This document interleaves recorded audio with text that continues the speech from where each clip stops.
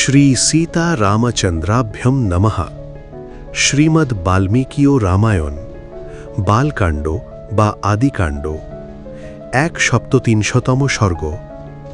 রাজা জনক কর্তৃক স্বীয় বংশের পরিচয় প্রদান এবং শ্রী রাম লক্ষ্মণের হস্তে স্বীয় কন্যাদ্বয় সীতা ও উর্মিলাকে সম্প্রদানের প্রতিজ্ঞকরণ। এই রূপে পূর্বস্বর্গে বর্ণিত ইক্ষ্বাকু বংশের পরিচয় বর্ণনাকারী মহর্ষি বশিষ্ঠকে রাজা জনক প্রত্যুত্তরে করজোড়ে বললেন, হে মহর্ষি, আপনার মঙ্গল হোক। এখন আপনি আমার বংশের বর্ণিত ইতিহাস শ্রবণ করুন।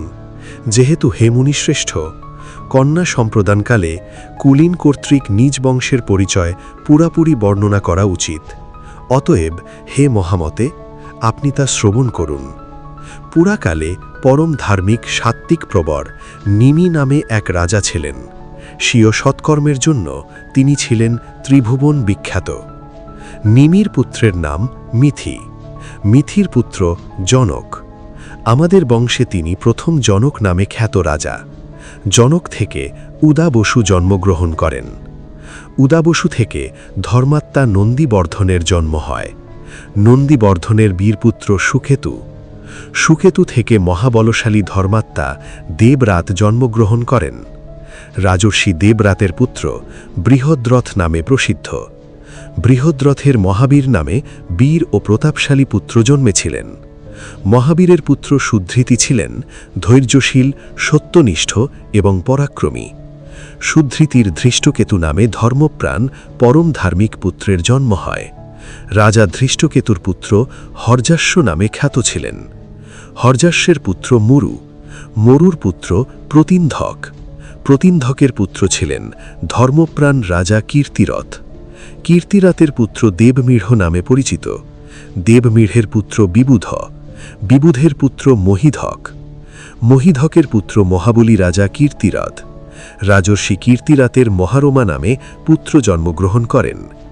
মহারমা হতে জন্মালেন ধর্মাত্মা স্বর্ণরমা এবং রাজর্ষি স্বর্ণরমা হতে হ্রাস্যরমা জন্মগ্রহণ করেন।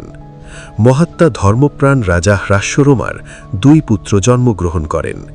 জ্যেষ্ঠ পুত্র আমি জনক এবং কনিষ্ঠ পুত্র আমার অনুজ ভ্রাতা কুশধ্বজ।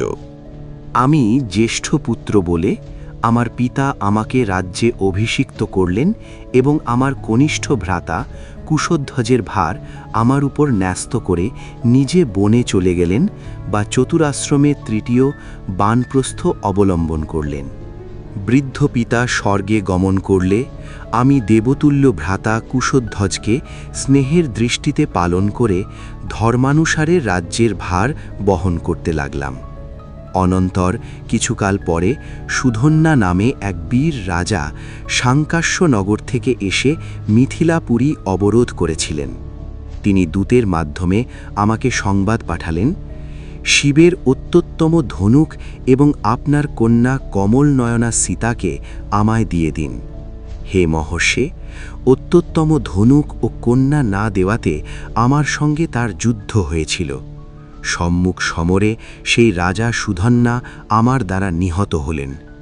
হে মুনিশ্রেষ্ঠ, সেই রাজা সুধন্যাকে হত্যা করে আমার বীর ভ্রাতা কুশধ্বজকে আমি সাঙ্কাস্য রাজ্যে অভিষিক্ত করে দিলাম। হে মহামুনি, ইনি আমার ছোট ভাই আর আমি বড়। হে ঋষিপ্রবর, আমি পরম প্রীতির সঙ্গেই আমার কন্যাদ্বয়কে আপনার পুত্রবধূ রূপে সম্প্রদান করছি। হে ঋষিপ্রবর, আপনার কল্যাণ হোক।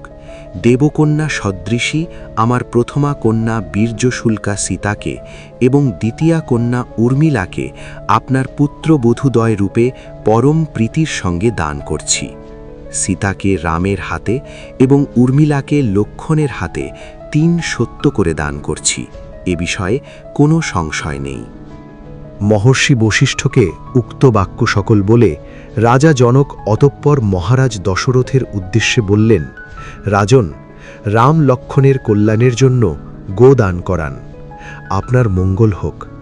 আপনি পিতৃকার্য তথা নান্দিমুখ শ্রাদ্ধ সম্পন্ন করে অতঃপর বিবাহ সম্বন্ধীয় কার্য করুন। হে মহাবাহু, আজ মঘা নক্ষত্র। প্রভু, আজ থেকে তৃতীয় দিনে সেই উত্তর ফাল্গুনী নক্ষত্রে বিবাহ সম্বন্ধীয় কার্য করবেন। রাজন, রাম লক্ষ্মণের মঙ্গলের জন্য গো সুবর্ণাদি দান করুন, তাতে তাদের দুজনের মঙ্গল হবে। মহর্ষি বাল্মীকি বিরচিত আদিকাব্য রামায়ণের বালকাণ্ডে বা আদিকাণ্ডে 1/7তম সর্গ সমাপ্ত। নমস্কার।